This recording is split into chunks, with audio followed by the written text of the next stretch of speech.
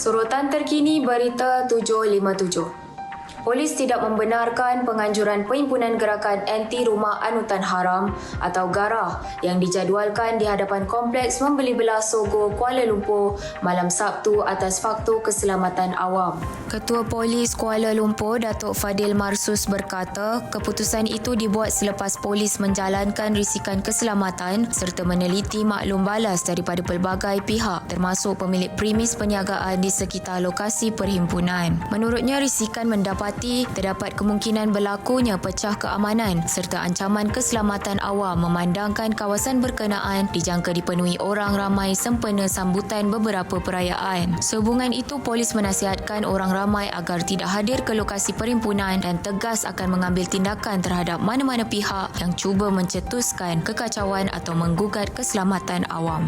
Sementara itu, Jabatan Meteorologi Malaysia atau Met Malaysia mengesahkan tiada ancaman tsunami terhadap perairan negara susulan gempa bumi yang melanda rantau Kepulauan Tanimbar, Indonesia pada awal pagi Sabtu.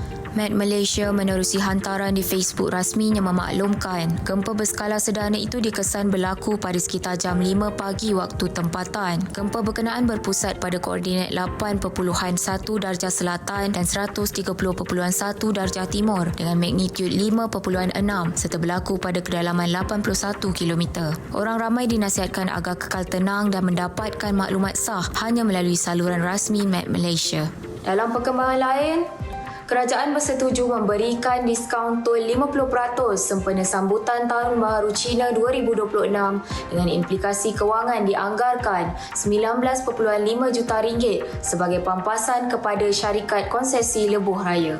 Menteri Kejaraya Datuk Seri Alexander Nanta Linggi berkata, keputusan itu dipersetujui dalam mesyuarat Kabinet Selaras Usaha Kerajaan menjaga perpaduan dan kesejahteraan rakyat dengan pelaksanaan diskaun bermula jam 12.01 tengah malam 14 Februari hingga 11.59 malam 15 Februari. Inisiatif itu terpakai kepada kenderaan persendirian kelas 1 di semua plaza tol serta kelas 2 di Jambatan Pulau Pinang namun tidak melibatkan plaza tol sempadan negara. Sehubungan itu, pengguna lebuh raya dinasihatkan merancang perjalanan dengan baik, mematuhi peraturan jalan raya serta memanfaatkan aplikasi rasmi dan saluran maklumat trafik bagi melancarkan pergerakan sepanjang musim perayaan.